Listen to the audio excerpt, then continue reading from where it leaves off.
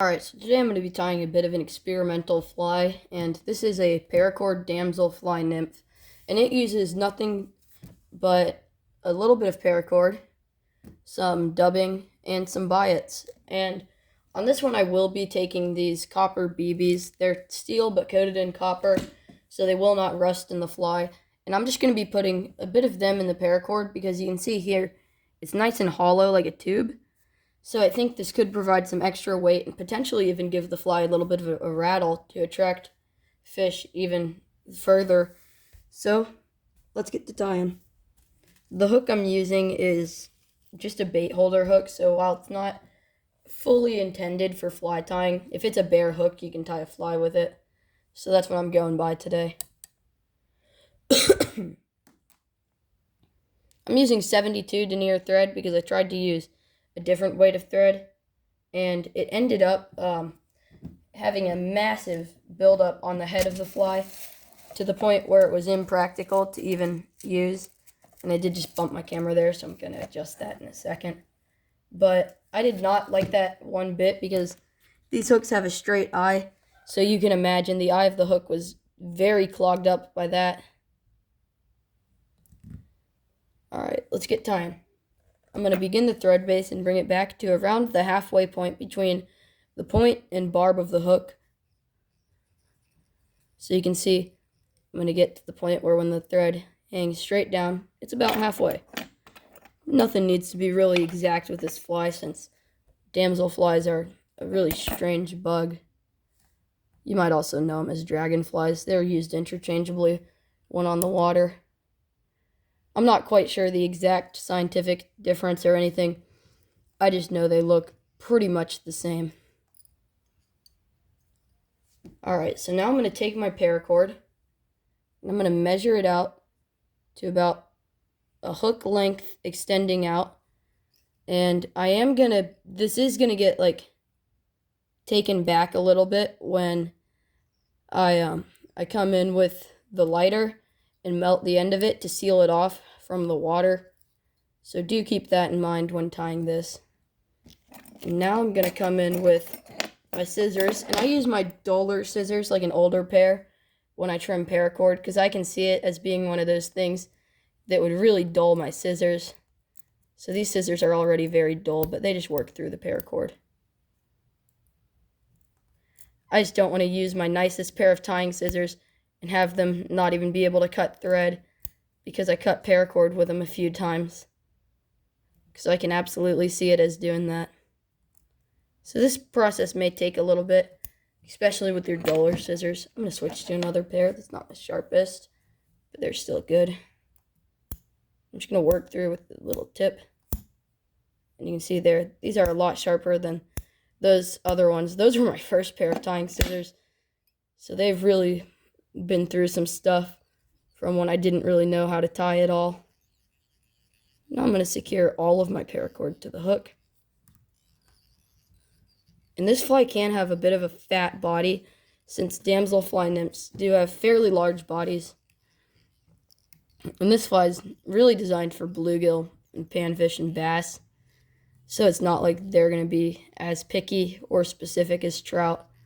So I don't really bother with having anything on this fly perfect. Now I'm going to take some black biots, and these are biots that I bought at the same craft store as my paracord, because a lot of feathers are used in certain types of crafts, I guess, and that includes biots and saddle hackle, so you can actually get those in a very wide range of colors at a craft store.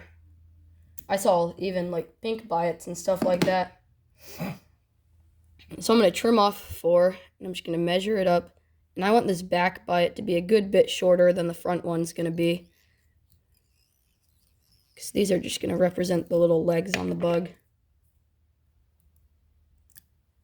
I'm just going to tie down the rest of the biot.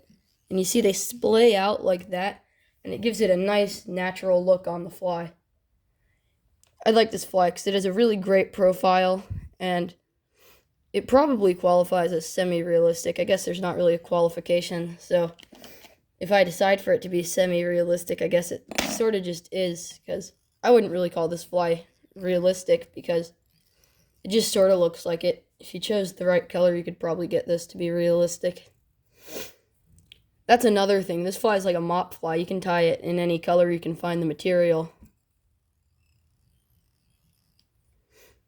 Now I'm going to continue with this sort of dark olive green dubbing. And I'm just going to work my way up to around where the head of the fly is going to be and tie in my second set of biots. And I want this body to be about even, so I am going to take a bit of time getting that right. That's the only thing on this fly I really want to be sort of well, is the body.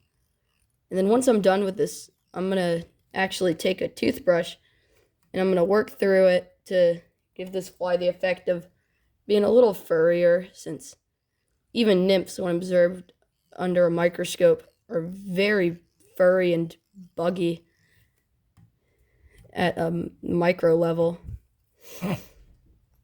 So it looks really cool.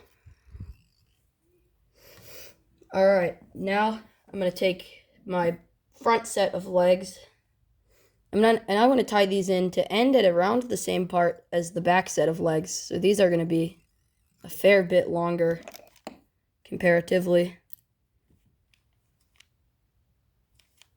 And you see, I just want to trim as much of that off as I can, because this is a straight eye hook.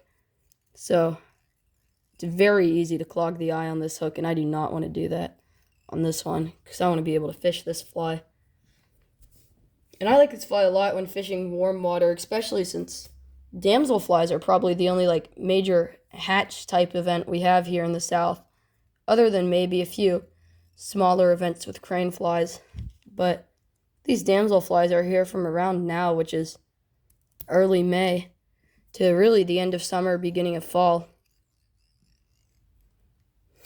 Alright, now I'm just going to take the teeniest little pinch of dubbing, and I just want to even this out a little. So I'm just going to take this and do a little bit right there, just to make it look a bit more natural. And now I'm going to whip finish this fly. So we're almost getting to the part that's getting a little bit more experimental than usual. And I've got to find my whip finisher under my Cree hackle, and my desk is a mess. So I'm just going to take my whip finisher and do as many turns as I can without disturbing the profile of this fly, which on this fly is a lot. So this is going to be a pretty solid fly. I am going to hit that with head cement.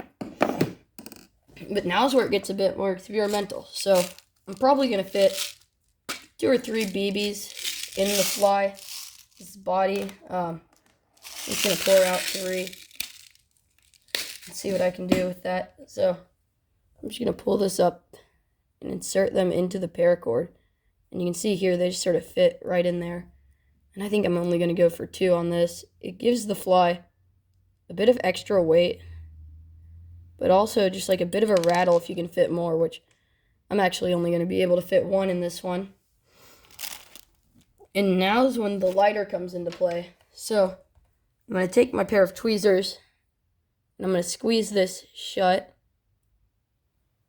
And I wish my biots were a bit further out of the way. I don't want to char the tips of those. So I just want to barely even melt the paracord on this so I don't mess with my biots. So I'm just going to use tweezers and squeeze that shut. And I'm going to come in with my lighter.